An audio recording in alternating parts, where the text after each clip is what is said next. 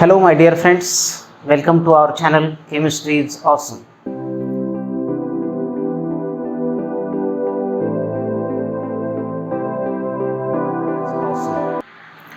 We have started the topic chemical thermodynamics.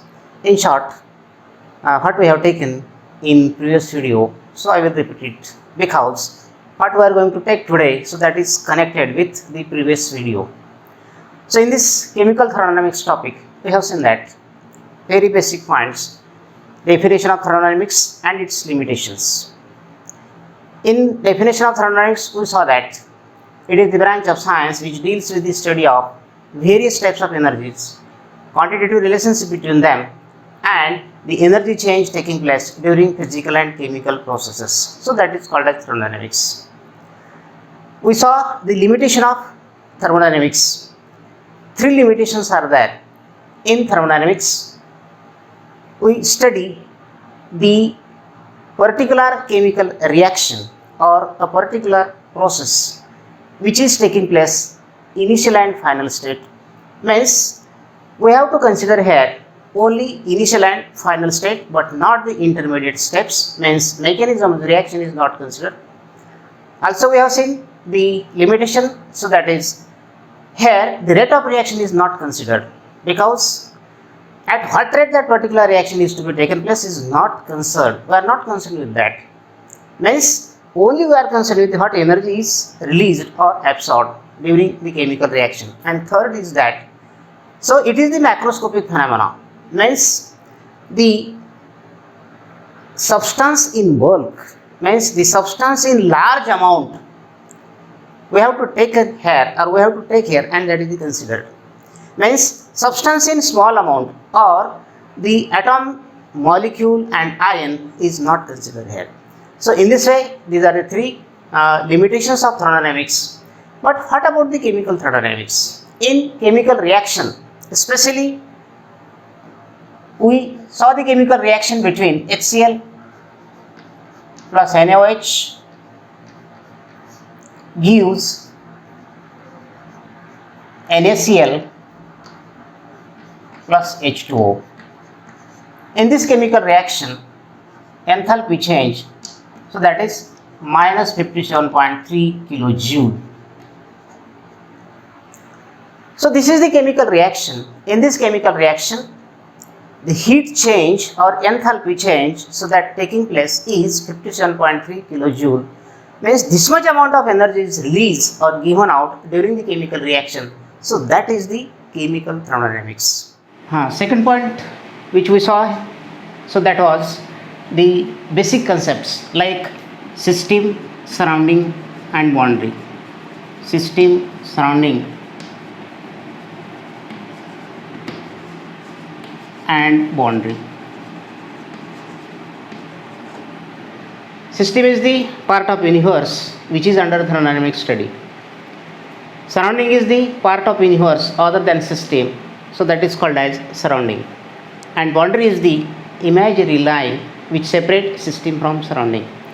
Then we also saw that the types of systems. In types of systems, there are three types of systems we saw. So that first, open system, second, closed system,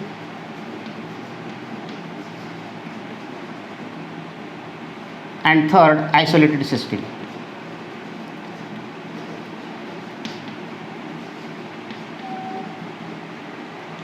In open system, the both matter as well as energy is exchanged by system to the surrounding, so that is called as open system. In closed system, only energy but not the matter exchanged by system to the surrounding, so that is called as closed system. And in isolated system, neither energy nor matter can be exchanged by system to the surrounding. In open system, we have considered the chemical reaction is taking place in open container or open beaker. In closed system, any chemical reaction is taken place in a sealed container. And in isolated system, a particular hot substance is taken in a thermos flask, or chemical reaction is taking place in thermos flask. Means in that thermos flask, neither energy nor matter can be exchanged by system to the surrounding. Next point which we saw, so that is the types of properties.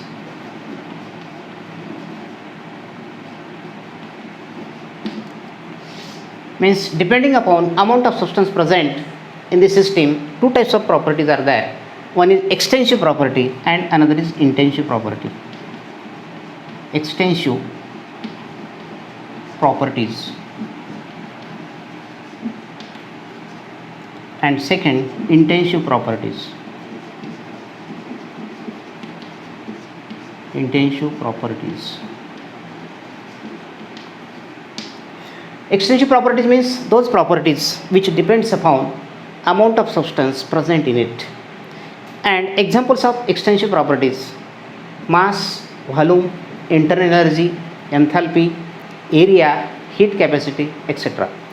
And examples of intensive properties: temperature, pressure, density, viscosity, refractive index, specific heat, so etc. All these are the examples of intensive properties. Means in previous video we saw all these things in chemical thermodynamics topic.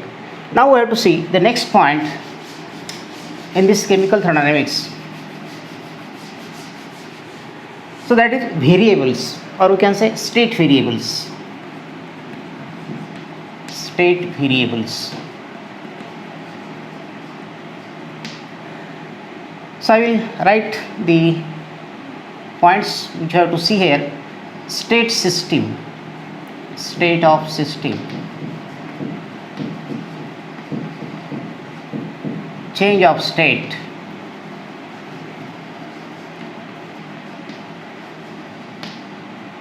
and last state function.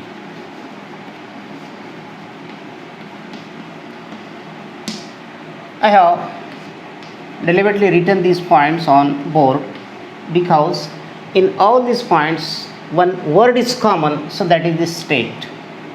In state variables, state, in state of system, state is there, change of state, state is there, and in state function, state is there. So all these are the confusing words. It should not be get confused while writing or explaining these points. What are the state variables? State variables means if you want to explain any state or if you want to describe a state, then you have to specify certain macroscopic properties like temperature, pressure and volume. So that is called as state variables. Temperature, pressure and volume. Means a system can be described by specifying the properties like temperature, pressure and volume. These properties are called as state variables. What about state of system? A system can be described by state variables. You see here, this system can be described by state variables like temperature, pressure and volume. So that is called as state of the system. Suppose here if you consider a system in which gas is filled in the container, and if you want to explain the state of the system, we have to specify its state variables. Means what is the temperature, what is the pressure and what is the volume of this gas. Suppose pressure is P1, volume is V1 and temperature is T1. So that state is now described by three state variables. So that is called as state of system. What about change of state? Suppose this state which we have described by stating the state variables or stating the macroscopic properties like pressure, volume and temperature. If you want to change this state from one state to another state, then we have to change the variables, state variables. Means in this state pressure is P1, volume is V1 and temperature is T1. Suppose it is an initial state. This state is called as initial state. And by changing pressure from P1 to P2, volume by V1 to V2 and temperature by T1 to T2, suppose it is a final state.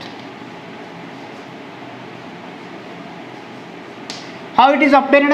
By changing the variables, means change in variables, change in state occurs, change in state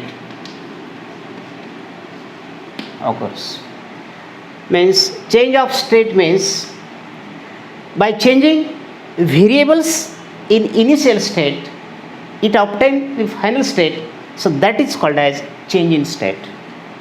Just we saw that in initial state the variables are P1, V1 and T1, means pressure of gas, volume of gas and temperature of gas. These three variables are specified. Then you can say that it has a certain state, and that state is shown by initial state of the particular system, and this initial state gets converted into final state by changing its variables. So that is the macroscopic properties P1, V1 and T1 that has been changed from P1 to P2, V1 to V2 and T1 to T2. From initial state to final state, this change in state occurs by changing in variables, so that is called as change in state. Next, state function. How state function we can define? State function means it is the property of the system which depends upon initial and final state of the system, but not on the path followed by it to attain. So that is called as state function. How you can define state function? It is the property of the system which depends upon initial and final state of the system, but not on path followed by attain it. You see that state function depends upon its state, but which are the states? Initial state and final state. So that function is called as a state function. Here we'll consider the graph. Here volume and pressure drawn on x and y axis. If suppose initial state A and final state B is there. At initial state A, pressure is P1, volume is V1. At final state B, pressure is P2, volume is V2. So from A to B we can go by this way. Also there are various ways we can go from A to B. This way is also there, and this way also there. Means there are different paths. So this is the path 1, this is second, and this is path 3rd. We are considering here state function, means it is the property which depends upon initial and final state of the system. Here at state A, pressure is P1, volume is V1. At state B, pressure is P2, volume is V2. Here we can find the change in pressure at initial and final state, and change in volume at initial and final state. How we calculate change in pressure? Change in pressure in two states can be calculated by delta P is equal to, change in pressure means pressure at final state B minus pressure at initial state A. So that is P2 minus P1. So that is the change in pressure. And change in volume, how it is to be calculated? Change in volume, delta V is equal to V2 minus P1. You see it. Initial state is A, final state is B. At this initial state A, state variables are P1 and V1. Pressure is P1, volume is V1. And at final state B, pressure is P2 and volume is V2. Here change in pressure and change in volume only depends upon initial and final state of the system. So therefore it is called as a state function, but not on path followed by it. A state can be converted into B by different three ways, just I have shown on the board. But its change in pressure and change in volume doesn't changes if it go from path 1, path 2 and path 3. So therefore delta P and delta V. So these are the state functions. So many state functions are there, various state functions are there, like delta U, change in internal energy, delta H, change in enthalpy, delta S, change in entropy, and delta Z, so that is the change in free energy, so that is called as Gibbs free energy. So all these terms we are going to learn later on in this topic, but so these are the state functions. But there are certain path functions are also there. We are also considering the path functions.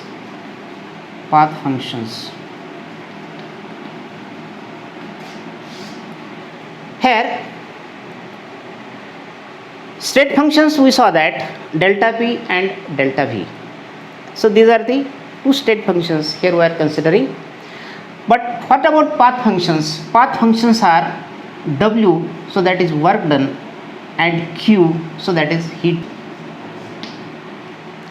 Work is a path function and heat is also a path function. Heat is shown by small q or capital Q also. But here, if system A is going to be from state A to state B, if it is gone through path 1, path 2 and path 3, state function doesn't changes because it's only depends upon initial state and final state, but its path function changes. Path function means it is the property of a system which depends upon path by which that process has been taken place. Means from A to B, it is gone through three different ways. Means path 1, path 2 and path 3. From going from path 1 from A to B, here work done will be different. Different energy is spent there. Going from straightway from A to B by path 2, its work done will be different. And going from state A to B by path 3, its work done will be different. So therefore, work is a path function and not a state function. We will consider one more example regarding the state function and path functions. If suppose there is a building which has height near around 15 meters, 15 meter height is there, means its initial state is, or its initial state is ground state and final state is the top one. So what is the height of the building? So that is the 15 meters, suppose it is, means it is a state function. But if you want to climb on the building by at the top, we can go by different ways. Means we can go by steps, we can go at the top by lift also, or we can go at the top by helicopter also. If we go through different paths, then their work done by different paths will be different one. Because if you are going from ground state to top, if you go by steps, its work will be different. If you go by direct helicopter, its work done will be different. And if you gone through, so that is a particular different ways their path functions, means work done, so that is different one. Here in this manner, state function and path function can be explained. Next point here we have to consider, that is thermodynamic equilibrium.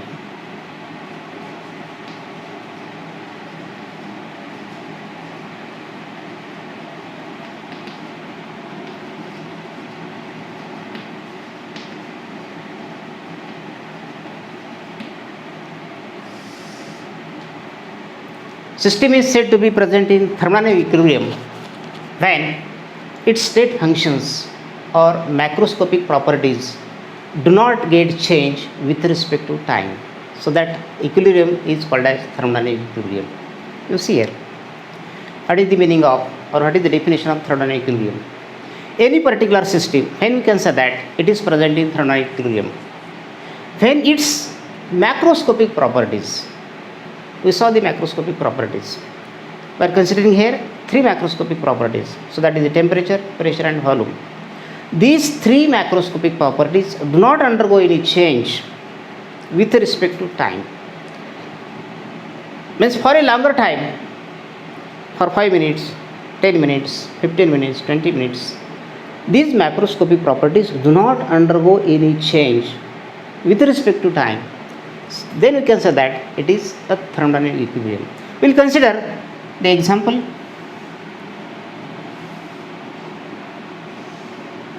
Suppose gas is filled in the cylinder. Gas is filled in the cylinder and it is fitted with wetless and frictionless piston like this. Here, internal pressure of the gas is P, volume of the gas is V, and temperature of the gas is T. And pressure on this piston is PEX. So that is called as external pressure. Here, internal pressure of the gas and external pressure on the piston, when they are equal, then this piston will remain as it is. It will not be moved in downward or upward direction. Means there is an equilibrium. So such type of equilibrium of the system, it is also called as a thermodynamic equilibrium. But if certain change is occurring there, certain change is taking place in the pressure, if we move this piston in upward or downward direction, then we cannot explain or we cannot state the exact pressure, volume and temperature. When this piston is moving in upward and downward direction, when it is in motion, then that equilibrium gets disturbed. But after some time, when this piston come at a particular fixed position, then another equilibrium state is achieved there. You see here, initial equilibrium state and final equilibrium state. So that equilibrium, so that is called as thermodynamic equilibrium. You see here, in thermodynamic equilibrium, initially pressure is P, volume is V, temperature is T of a particular gas filled in the cylinder, and that cylinder is fitted with wetless and frictionless piston. From external side of this piston, pressure PEX is applied, and when these two pressures are equal, then this piston is unmovable. It will remain at the same position, and that is the called as equilibrium, and this is the thermodynamic equilibrium. This thermodynamic equilibrium can be disturbed by moving this piston in upward and downward direction. When movement is continually going on, at that time its equilibrium is disturbed, means it is in equilibrium position, and after some time it will get fixed somewhere, its position will be fixed. Then we can say that this state of equilibrium is changed from one equilibrium state to another equilibrium state. So that is called as a thermodynamic equilibrium attained in another position, in another state. So in this manner, this thermodynamic equilibrium can be explained. After explaining all these points, we have to go towards next point, study the process and its types. Process and types of processes.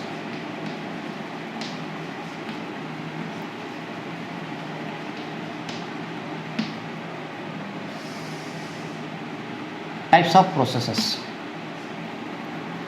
First of all, we will see what is meant by process.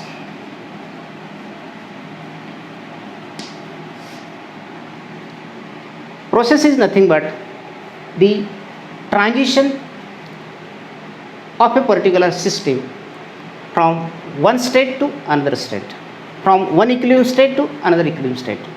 Transition means conversion.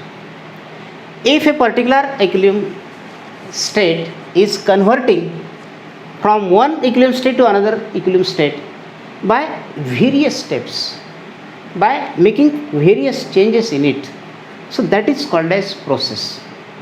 Process means it is the transition from one equilibrium state to another equilibrium state, so that is called as process.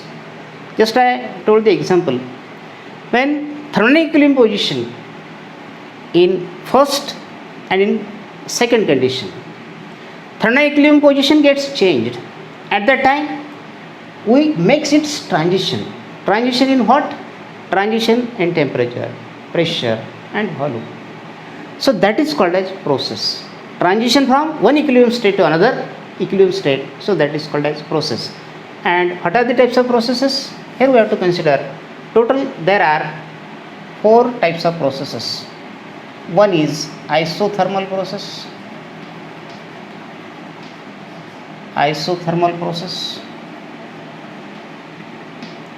second is adiabatic process,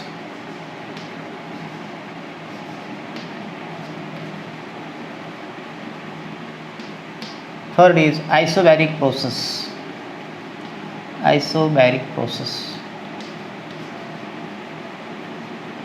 and fourth is isoporic process.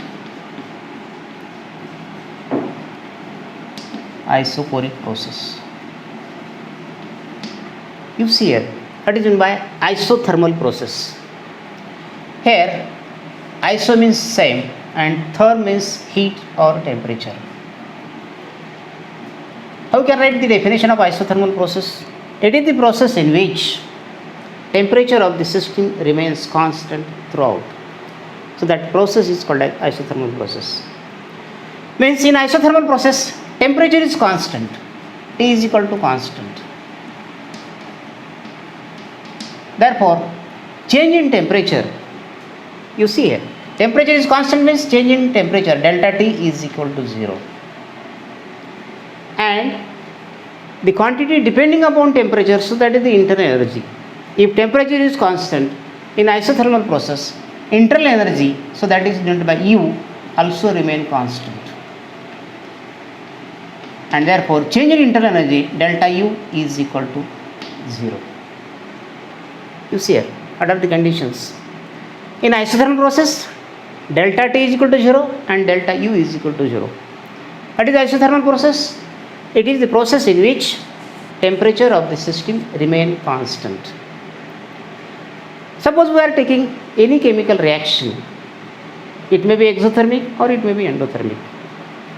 So if it is taken place in open container, if exothermic reaction is there and if it is taking place in open container, in exothermic reaction heat is evolved and that evolved heat is given by system to the surrounding and its temperature remain constant. So therefore, in isothermal process, temperature of the system remain constant. We consider another example. In open container, here if endothermic process is considered, any endothermic reaction is considered, in that endothermic reaction, heat is absorbed. And that heat which is absorbed, that is taken from surrounding by the system. Means required heat is taken and excess heat is given. So therefore, its temperature remain constant in isothermal process and hence change in temperature, so that is equal to 0. And internal energy of the system, if temperature is remain constant, the internal energy of the system also remain constant and hence change in internal energy, delta U is also equal to 0. So that is happens in case of isothermal process. What about adiabatic process? It is exactly reverse to that of isothermal process. In adiabatic process, heat is neither absorbed nor released from system to the surrounding. So that is called as adiabatic process. You see here, in isothermal process, heat is released and gained from system to the surrounding. But in adiabatic process, it doesn't happen. Excess heat is not given out and required heat is not taken in. You see here. Therefore, in adiabatic process, what happens here? Q is equal to 0. In adiabatic process, Q is equal to 0, or you can write capital Q also.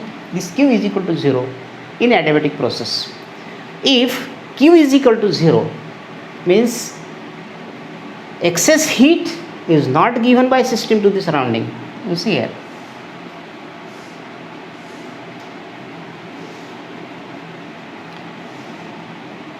If it is container, so that is isolated, suppose, or this is insulated from the surrounding, means it is not given out and it is not taken in. Means what the reaction is taking place in this container?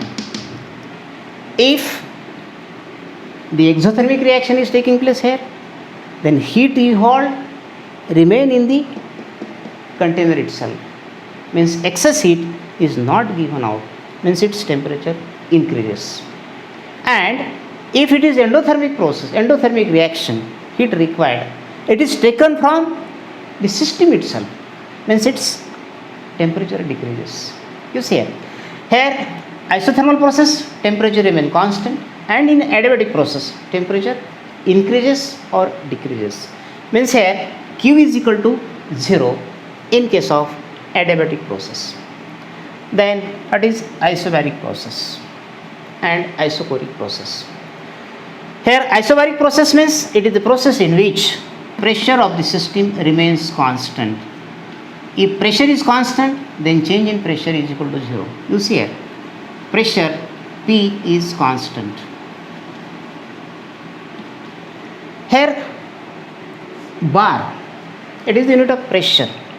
So therefore in isobaric process, it is the process in which pressure of the system remain constant, and therefore change in pressure delta P is equal to 0. If you consider one example, if any reaction is taking place in a container in laboratory in open, at the time the pressure which is maintained there, so that is atmospheric pressure, so that is bar 1. So therefore that process is called as isobaric process. What about isochoric process? In isobaric process pressure is remain constant, and in isochoric process volume remain constant. It is the process in which volume of the system remain constant. When volume of the system remain constant, then we can say that change in volume delta V is equal to 0. Its example, any chemical reaction is taken place in a sealed container in a laboratory. Container is sealed, means its volume is fixed, its volume doesn't changes, means change in volume delta V is equal to 0. So that is the isochoric process. But here in first two processes, in isothermal and in adiabatic process, here in isothermal and in adiabatic process, so there are very simple 4 distinguishing points we have to consider here. What is isothermal process and adiabatic process? Isothermal process and adiabatic process.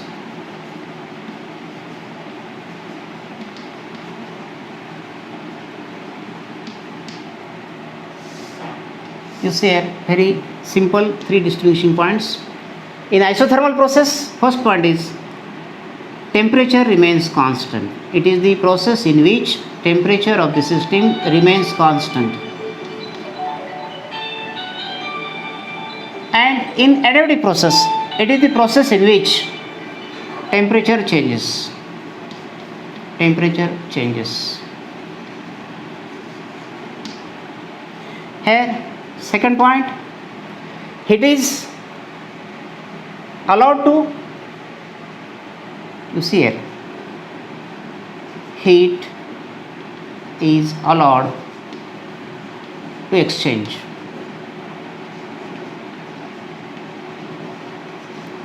from system to surrounding. Same point what will be here, it is not allowed, it is not allowed to exchange from system to surrounding. Then third point, if temperature is constant and on temperature depending quantity, internal energy also remain constant. You see here internal energy means U remain constant. Here internal energy changes, U changes, means here U is not equal to constant. Then fourth point, we can say that here in isothermal process heat is allowed to exchange from system to surrounding, so therefore it is not thermally isolated process. It is not thermally isolated. thermally isolated. And this adiabatic process, it is thermally isolated.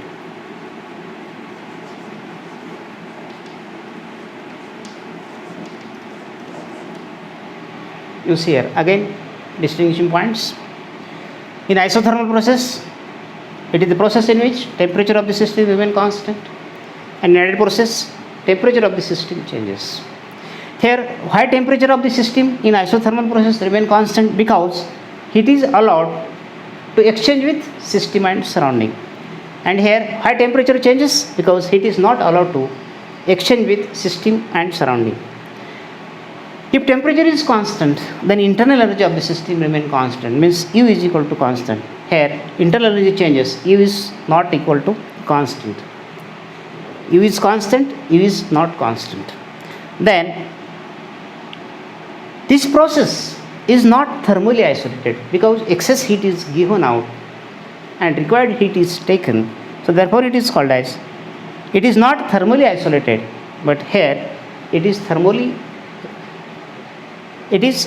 isolated because here heat is not allowed to enter or leave the system from the surrounding, means it is isolated and it is not isolated. In this manner, the distinguishing points in isothermal and adiabatic process can be considered. One question on NEET may ask what the internal energy change taking place in adiabatic expansion and compression. You see, what the question may ask, what the internal energy change takes place in adiabatic expansion and compression process. What will be its answer? Adiabatic expansion and adiabatic compression process. And adiabatic compression process. What internal energy change takes place, or what temperature change takes place in adiabatic expansion and adiabatic compression process? So its answer is that in adiabatic expansion, that internal energy decreases. What you see here, internal energy decreases. And here adiabatic compression process, internal energy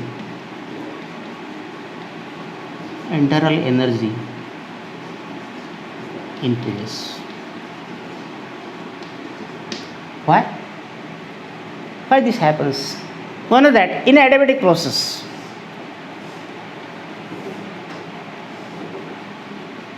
heat is not allowed to enter or leave the system from surrounding, means excess heat remain as it is in it, means in this expansion process is taking place, means certain work is done, and for that work certain energy is required, and that energy is taken from the system itself. So therefore its internal energy decreases in adiabatic expansion. Exactly reverse happens in case of adiabatic compression, its internal energy increases. So friends, we'll stop here. We'll again come to next video.